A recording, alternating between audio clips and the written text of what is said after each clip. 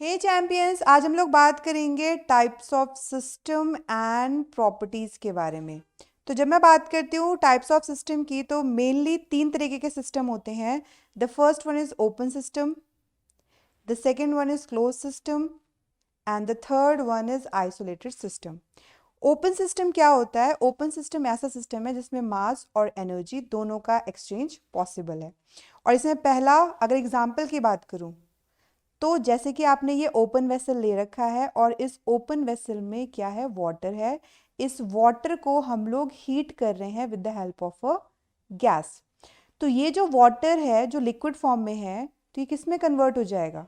Vapour में। और अगर ये वेपर में कन्वर्ट हो रहा है तो कुछ लॉस होगा, लेकिन किसका लॉस होगा? मास का। यस और नो? अब ये जो ओपन वेसल है, ओपन वेसल जो कंटेनर है जिसमें हम लोगों ने वाटर रखा है,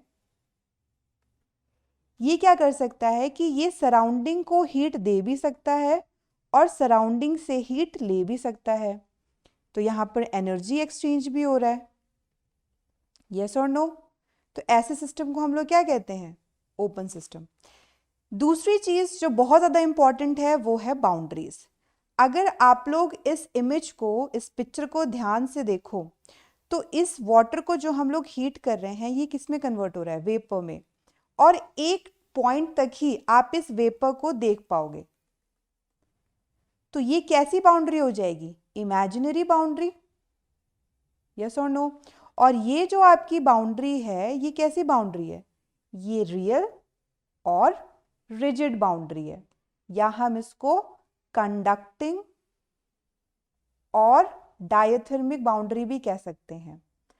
तो अब आप ये पूछोगे कंडक्टिंग और डायथर्मिक बाउंड्री का क्या मतलब होता है?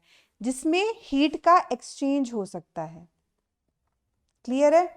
तो कहने का मतलब है कंडक्टिंग और डायथर्मिक बाउंड्री हो और साथ में ओपन वेसल भी हो जिसकी वजह से मास का लॉस हो, तो ऐसे सिस्टम को हम लोग क्या कहते हैं? Open system. एक चीज का ध्यान रखना कि जो एनर्जी एक्सचेंज हो वो हीट की फॉर्म में हो, ऐसा कंपलसरी नहीं है। थर्मोडायनेमिक्स में जो एनर्जी एक्सचेंज होती है वो 2 तरीके से होती है। पहला कौन सा तरीका है? पहला आपका तरीका है हीट, और दूसरा कौन सा तरीका है? वो है वर्क। ठीक है। Now coming to close system. Close system में क्या होता है कि क्लोज सिस्टम में एनर्जी एक्सचेंज तो होता है लेकिन मास एक्सचेंज नहीं होता। और इसकी जो बाउंड्रीज होती हैं वो भी कैसी होती हैं? कंडक्टिंग और डायथर्मिक। जैसे यहाँ पे मैंने एक एग्जांपल ले रखा है, ये आपका कंटेनर है, ठीक है, और ये हमने इसको एक प्लेट से ढका हुआ है। इसके अंदर क्या है? वाटर है, और उस वाटर को हम लोग हीट कर रहे हैं with the help of a gas. तो जब वो वाटर बॉयल होगा तो इस पर्टिकुलर प्लेट के ऊपर वो ड्रॉपलेट्स के फॉर्म में आ जाएगा, जो वेपर होगा। तो एक पॉइंट के बाद वो जो वेपर के फॉर्म में वो कलेक्ट होगा तो वो किस में जाके गिरेगा? इस पर्टिकुलर कंटेनर में तो वापस जाके गिरेगा। तो मास का जो लॉस है वो तो हो नहीं रहा, इसका मतलब मास एक्सचेंज पॉसिबल नहीं है। ऑल्दो ये जो बाउंड्री है वो कैसी है? कंडक्टिंग है। तो कंडक्टिंग बाउंड्री होने की वजह से एनर्जी का एक्सचेंज जरूर होगा। ठीक है। अगर मैं इसको एक और एग्जांपल से एक्सप्लेन करूं, मेरे पास एक हॉट कप ऑफ टी है, ये टी है, इसमें चाय है, और मैंने इस गरम चाय को इस प्लेट से ढक दिया है। ठीक है। अब क्या होगा कि इस गरम चाय से जो वेपर निकल रहे होंगे वो इस प्लेट के ऊपर आएंगे इन द फॉर्म ऑफ ड्रॉपलेट। ठीक है। तो वो जो ड्रॉपलेट होगा वो किस में आके गिरेगा? चाय के अंदर ही तो आके गिरेगा वो। तो जो मास है वो तो एक्सचेंज हुआ नहीं, मास एक्सचेंज हुआ नहीं। जितना मास तब था जब चाय गर्म थी, उतना ही मास रहेगा जब चाय ठंडी भी हो जाएगी। क्योंकि एक टाइम के बाद भले आपने इस गर्म चाय को एक प्लेट से ढक रखा है, लेकिन आधे घंटे बाद, 40 मिनट्स बाद ये चाय क्या हो जाएगी? ठंडी हो जाएगी। तो एनर्जी एक्सचेंज तो हो गया, ठीक है, लेकिन मास एक्सचेंज नहीं हुआ। तो ऐसे सिस्टम को हम क्या कहते हैं? Close system. जैसे कि मैंने आपको बताया था कि थर्मोडायनेमिक्स में जो एनर्जी एक्सचेंज होता है वो होता है in the form of heat और in the form of work. तो अगर मैं यहाँ पे पिक्चर्स की बात करती हूँ तो ये हो गया आपका पहला डायग्राम और ये हो गया आपका दूसरा डायग्राम। इन दोनों ही डायग्राम में यहाँ पर हमने क्या लगाया है, पिस्टन, और इसके अंदर कुछ गैस के पार्टिकल्स हैं, और दोनों ही कंटेनर की जो बाउंड्रीज हैं वो कैसी हैं, वो इंसुलेटिंग बाउंड्रीज हैं। तो क्वेश्चन पुटअप ये होता है कि ये कैसा सिस्टम होगा, ओपन सिस्टम होगा या क्लोज सिस्टम होगा।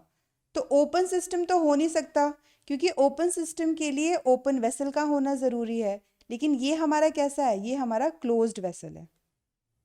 ठीक है, तो क्लोज्ड वेसल तो पहली कंडीशन हो गई। क्लोज सिस्टम के लिए हमारा वेसल कैसा होना चाहिए, क्लोज्ड होना चाहिए, चलो ठीक है। लेकिन क्लोज्ड वेसल में मास एक्सचेंज तो नहीं होता। लेकिन क्लोज सिस्टम की दूसरी कंडीशन भी तो आती है, वो ये कि एनर्जी एक्सचेंज होना चाहिए, यस और नो।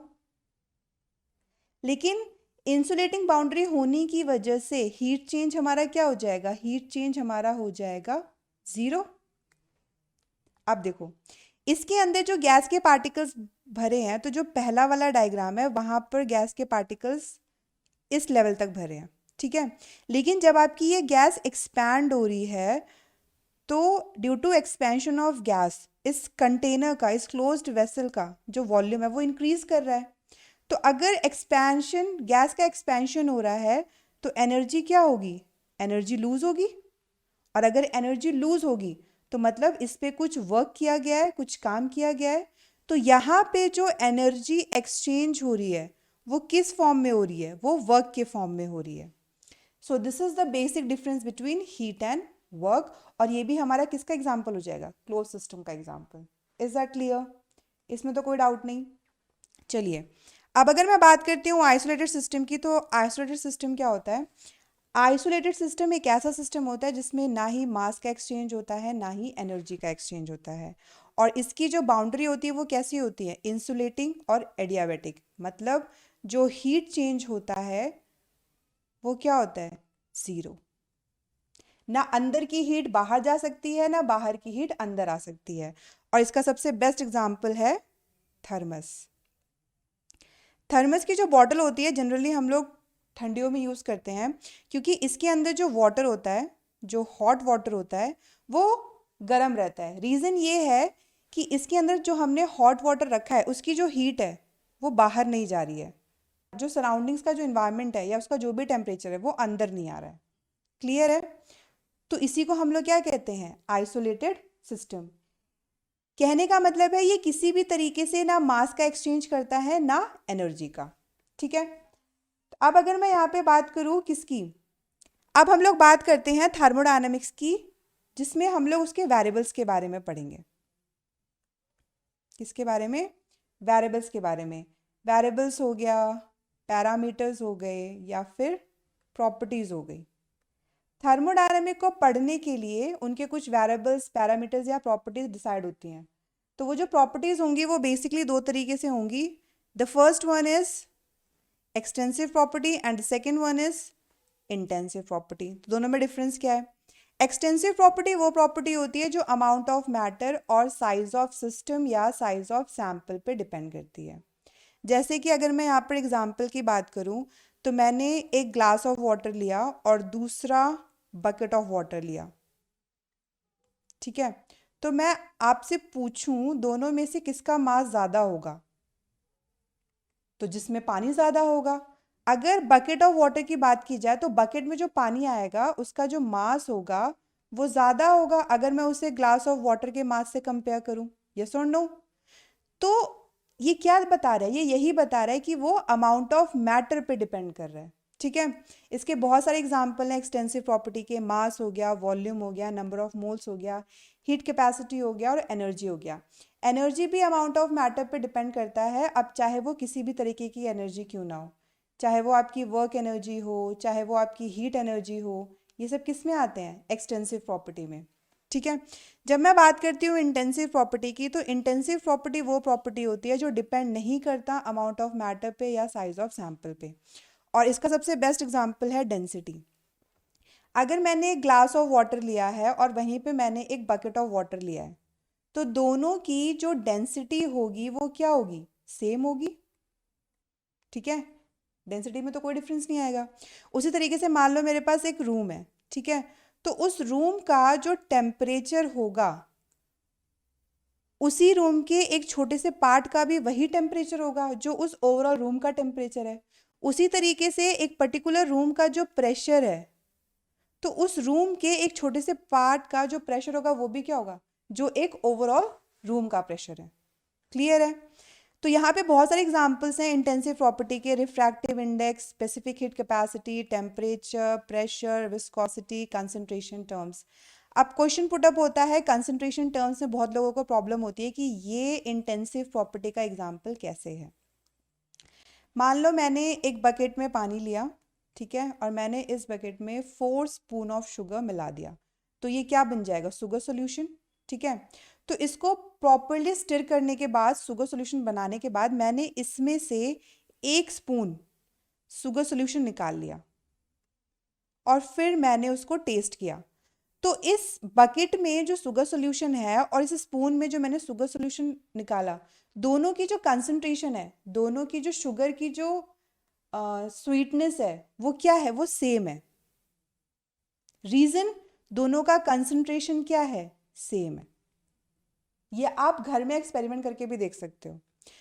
अब अगर मैं इसको याद करने का एक तरीका बताऊं तो इसकी एक बहुत आसान सी ट्रिक है, और वो ट्रिक क्या है, वो ट्रिक ये है कि कंसंट्रेशन में जैसे सबसे अच्छा एग्जांपल है मोलैरिटी। फॉर्मूला क्या होता है, number of moles upon volume of solution in litre. Number of moles हमारा क्या है, एक्सटेंसिव, वॉल्यूम हमारा क्या है, एक्सटेंसिव, तो ये क्या हो जाएगा, इंटेंसिव। कहने का मतलब है एक्सटेंसिव अपॉन एक्सटेंसिव का जो रेशियो होता है वो क्या होता है, वो होता है इंटेंसिव। Is that clear? इसमें तो कोई डाउट नहीं। या आप ये भी कह सकते हो the ratio of two extensive property is intensive. ये एक तरीका है याद रखने का which is really very important. So class, this is all about types of system and properties. अगर आपको इस लेक्चर से रिलेटेड कोई भी डाउट है तो आप कमेंट कर सकते हैं। Till then keep smiling, keep shining and good bye.